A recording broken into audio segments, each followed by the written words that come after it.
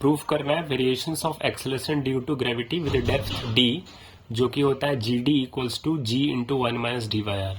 तो सबसे पहले क्या मान लोगे, एक अर्थ मान लोगे। तो अर्थ की आउटर जो मास होगी, मतलब कंप्लीट मास सेम होगी, लेकिन जैसे तुम डेप्थ में जाओगे डेंसिटी इसकी रो है पूरे मास की, यूनिफॉर्म होगी एवरेज डेंसिटी।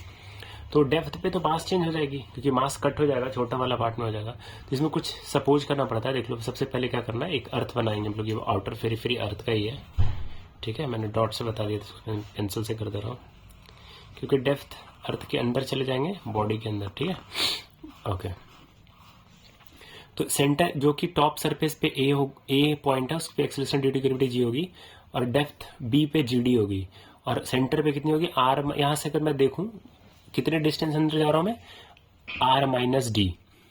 ओके, ठीक है। तो यहां पर पॉइंट ओ सेंटर से बी की डिस्टेंस कितनी है, रेडियस में डी, इस डी को माइनस करेंगे क्योंकि कंप्लीट आर है, आर में डी माइनस करोगे तो this will be R minus D.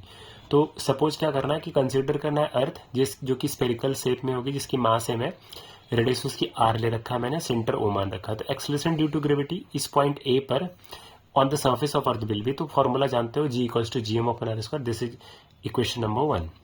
Okay, 1 नहीं मानो, कोई जरूरत नहीं इसको इक्वेशन में मानने की। तो this is the basic formula, g equal to G M upon R square. Now बहुत ही सिंपल है, ध्यान से समझते चला कि अगर मैं मान लूं डेंसिटी अर्थ की रो है, तो मास का फॉर्मूला क्या होता है। सिंस देखो डेंसिटी इक्वल्स टू होती है फॉर्मूला, डेंसिटी इक्वल्स टू होती है मास बाय वॉल्यूम।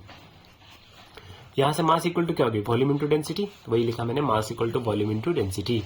तो मास को मुझे कैलकुलेट करना मास है, तो मास बराबर वॉल्यूम, जो कि स्फेयर की वॉल्यूम क्या होती है 4/3 पाई आर क्यूब। तो 4/3 pi R cube into density rho. मुझे निकालनी है small g, acceleration due to gravity. तो small g equal to G M upon R square. इस एम की जगह पर इसकी वैल्यू पुल पेस्ट कर देंगे। दिस विल बी जी के जगह जी, एम की जगह पर क्या लिखोगे 4/3 pi R cube into rho upon R square. देखो आर स्क्वायर से आर क्यूब कटेगी तो आर बचेगा, यहां से जी क्या हो गई 4/3 pi G R rho, 4/3 pi G R rho. This is equation 1। अब मुझे इस डेप्थ डी पे निकालनी थी, कैलकुलेट करनी है डेप्थ डी पे, यहां पर बी पॉइंट पे। तो उसके लिए मुझे मानना पड़ेगा, सपोज करेंगे अपन कि let g d with the acceleration due to gravity at a point B at depth d below the surface of the earth. It means कि अर्थ सरफेस से नीचे इस पॉइंट बी पर acceleration due to gravity is going to be g d, right. So this is basically g d. So inner mass कितनी हो जाएगी, change हो जाएगी, मास एम डैश हो जाएगी, और इनर रेडियस आर डैश, जिसको मैंने लिखा है आर माइनस डी हो जाएगी। तो जो मास होगी उसकी फॉर्मूला क्या होगा, new volume into density. New volume कितनी हो जाएगी 4/3 pi R dash cube. R dash कितनी है भैया मेरी, आर माइनस डी का होल क्यूब इंटू रो। तो सेम होगी क्योंकि डेंसिटी यूनिफॉर्म होगी पूरी अर्थ की, ऐसा सपोज कर रखा है एवरेज डेंसिटी, राइट। तो एम डैश मेरी न्यू मास कितनी हो जाएगी 4/3 पाई आर माइनस डी की होल क्यूब इंटू रो। यहाँ से मुझे वापस एम डैश निकाल के जी डी निकालनी पड़ेगी, ठीक है। ओके, तो acceleration due to gravity at depth d will be g d.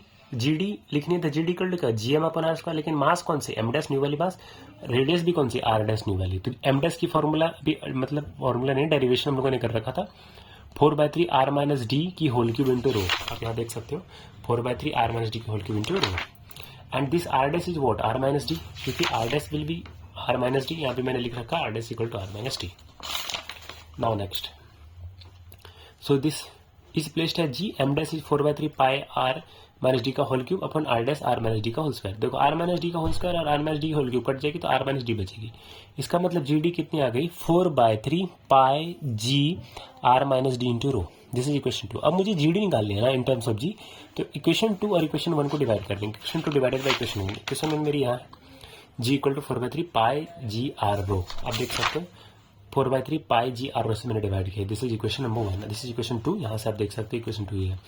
G d L H S वाली g d R H S वाली न्यूमरेटर पे लिख दोगे, डिनोमिनेटर में g equal to this 4/3 cancel, pi pi cancel, g भी cancel, R minus d into rho भी cancel. तो R minus d और आर बची, ऊपर में आर माइनस डी और आर बची, यहाँ जी डी अपन जी बचा। फिर मैं सेपरेट कर दूंगा R upon R minus d upon R, R cut गई, आप इसको 1 लिख सकते हो। This is 1 minus d bar, मैंने ब्रैकेट में डाल दिया। मुझे जी डी निकालनी है, ये जी उधर जाएगी मल्टीप्लाई हो जाएगी, means this GD equals to G into 1 minus D by R. Hence proved.